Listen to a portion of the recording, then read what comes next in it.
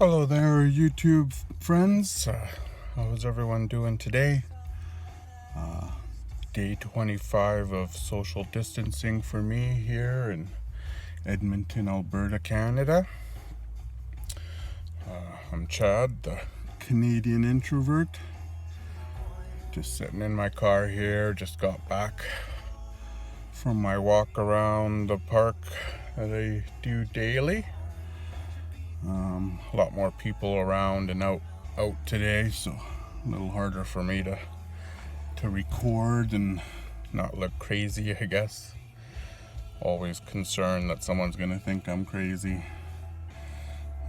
Ones that know me know I'm crazy, so, but I don't like people thinking I am.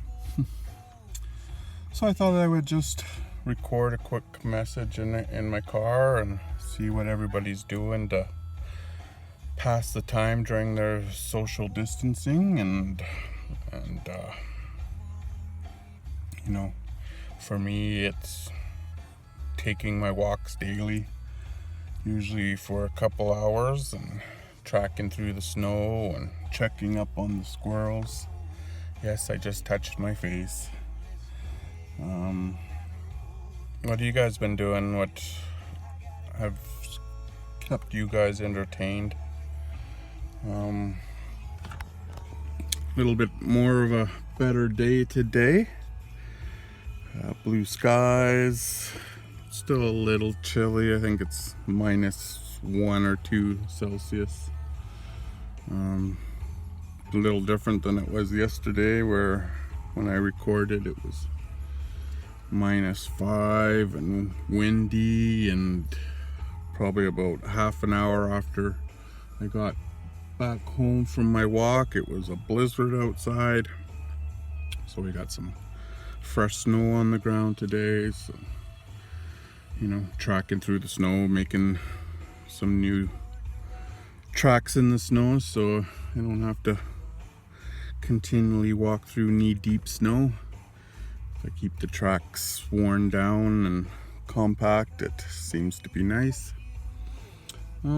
Today I said I was just gonna share some stories and tell a little bit about my life. I guess today I wanted to kind of just talk about my first memories that I can remember. I think my first memory that I can think of would have been my mom and dad's wedding. As I said, the guy I call dad isn't my real father. Don't know who my real father is. Don't need to know who my real father is. So it was their wedding. I would have been 4 years old. My one brother would have been under 1 year old, maybe 6 months old. I was the ring bearer at the wedding. We lived in small little condo in Edmonton, I believe. I would have been going to play school back then. I remember wherever my mom worked. I don't recall where my mom worked, but we would walk to the bus stop, and then just down the road, half a block, was my play school. So she would watch me walk down to my school. I was always an independent little kid, and even more now as an adult. Different times as well. You were able to go out and play and not worry so much about creeps out there or anything like that. As far as I can remember, my dad always worked overseas on the rigs, and he would be out for 5 weeks and home for 5 weeks, and that just seemed to be a routine up until my mom got sick. And once my mom got sick with cancer, and I think I was about 16 when I found out, 15 when I found out my mom had breast cancer. So then my dad started working more at home instead of overseas. yeah, talking about my independence, there's been a couple times where as a kid, I know our first house my parents bought after they got married, I would probably say very shortly after they got married, was a house in St. Albert that they bought off my Oma and Opa, for those who don't know, grandparents. And it was kind of a house that has passed on to, after us, was an uncle and aunt, and then they sold it to whoever, but it was in a family house. And when I was going to school, I can't remember what grade I was, but I would have been young. One day I just thought, hey, I'm gonna walk home, and so I had my lunch box in my hands, and off I walked home. Didn't take the bus, and then of course my mom was panicking and freaking out, and as any mother would be. And I just, from what I can remember, like I said, I was pretty young. I just remember my aunt. She called my aunt because she probably, my brother was still a baby. She couldn't get out. My mom didn't drive at that time either. And so she called my aunt, and my aunt came. And we laugh at the story because she was saying I was just big smile on my face, and it was just like it was a proud moment for me because I was being a big boy and I was walking home. Now I do remember that I got in a lot of crap for that, maybe even spanked back in those days. But there's been other stories. Another time when I lived on Vancouver Island, then it must have been kilometers that we went to school. We lived out on an acreage, and I can't recall if we missed the bus, me and my brother, but I talked my younger brother. I'd have been a little bit older by then, 8, 9, and so my brother would have been 5 maybe, and I convinced him that we're gonna walk home, and so we took the back roads home. I think that might have been also the last time my mother ever gave me a spanking. And I recall it because the first time, they always make you come over and bend over their knee. And when I did the first swat she gave me, I was like, ow! And then for the other 3 or 4, I was like covering my mouth. I was trying not to laugh every time she hit me because it wasn't hurting anymore. And then the second I got up, I bumped my elbow on the kitchen table, and I was like, oh, wow, wow, wow. And my mom was like, that hurt more than my spanking did. And I was like, yep. So that was the last spanking I think I ever got with my hand. I think I had a few wooden spoons broken over my ass. Then we really dreaded when the plastic spoon came out because those just flexed. They didn't break like a wooden spoon. Don't message me about abusing kids. It was just the time and the age, and anyone around my age has probably been spanked before as well. It wasn't back like in my mom and dad's days when they were young, or my grandparents' days, and they had to go pick out their own switch in the back of the shed and got whipped. I never got the belt. I never got the strap in school. Even though we seen the strap, they used to have it in like a case at our school, a big leather strap. But I don't ever recall anyone being hit with it. It was just more an intimidation strategy, I guess. Another thing I remember in St. Albert, before St. Albert Trail now, which is the main road that goes through St. Albert, there was just one little bridge to go across this little river, and I almost burnt that bridge down. A buddy friend where I got a remote control boat, and playing around with it. Well, that got a little boring, so I thought, what the hell, we're gonna light the boat on fire, put some dry grass on it, light it on fire, and then send it out on its way. So we did that, and of course eventually once it melted, the controls stopped working, and it floated right underneath the bridge into the weeds, and things started catching on fire. We had to cross the bridge, run onto the other side of the bridge, put it out, and it smelt like smoke. When I got home, another spanking story. When I got home, my mom's like, "Hey, you smell like smoke." Well, the little liar I am, I was like, no, we were just playing in the garbage.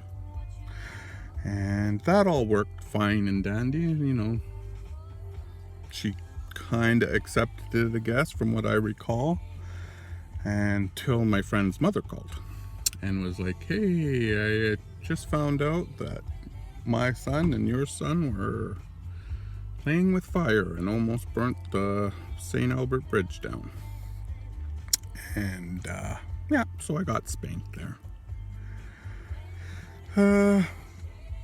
I used to get quite a bit of spankings. My dad working overseas, sometimes my mom would take notes. You know, he'd be gone for 5 weeks, so she would take notes when my dad would come home for his 5 weeks, usually about after 3 or 4 days. You know, he would bring out the little notepad, and me and my brothers, I don't think my sister ever got spanked too much. He would go through the list and say, "Oh, so you did this, you did this, you did this," and we would get spanks. I also remember one time during it, me and my brother did the exact same thing, and so I thought, counting the spanks. I got 5 and he only got 3, so I had the nerve to say to my dad, "Why did I get 5 and my brother Brad only got 3? Well, he whipped me over his knee and said, "Count these." Boom, boom, boom, boom, boom, boom, boom. Last time I ever counted spanks, I just took them. Yeah, so I think that's just showing you a little bit of my mischievous side. A lot of stories kind of like that, where I was just, you know, typical little boy, always trying to get into trouble, curious about things, breaking into things. I guess another thing that I can recall as well is, you know, I don't know if you follow me on Twitter, which I do have an account for my Canadian Introvert, which is Canadian Introv 1. That's Canadian INTROV 1. And you can contact me there at any time if you need to chat, have a suggestion of what you want to see, or you want me to go into more depth. But if you do follow my other Twitter account as well, and probably can tell by the way I speak that my English isn't that great. I'm English, I'm Canadian, spoken English my whole life, but I did have to go to a speech therapist when I was young. Reading and writing have always been my worst subject. I couldn't even tell you the last book I actually read. Might have been It, way back in like grade 11, and I'll do anything other than read. I just can't, it just doesn't stick in my head. I could be reading Alice in Wonderland and get halfway through the book and then read Alice and I'd be like, who's this Alice they're talking about? I just don't retain information that I read. It was even a problem mathematics when I was tested probably about 8 years ago, whether I wanted to go back upgrading, so they gave me some kind of equivalency test or whatever it was called, and they said my math was, I was above average, but I was way below average in English. And I was told that I probably even should go get a test done to see if I had dyslexia or some kind of learning disability. And then they told me it cost $5,000 for that. So obviously wasn't gonna attempt doing that. I've always told my mom way back when she used to watch Oprah Winfrey and, you know, these learning disabilities were first coming out fresh, I'd be like, that's like me. Like, I just can't retain information. While I'm reading, my mind is off thinking 1,000 different things at the same time. So, and I'm still like that. If I read something, I'm just like, I get bored after 3 minutes, and then I'm just scanning, and it looks like I'm reading, and then all of a sudden I'm like, hey, I just read a whole paragraph, and I don't know what that paragraph said. So, and even when I tweet, you know, sometimes I read my tweets after, and I'm like, where did I even get that word? Like, I think one, I put until, and I meant to put to. Like, I don't understand. Where did I get until? It couldn't have been autocorrect, because autocorrect's not gonna correct to until.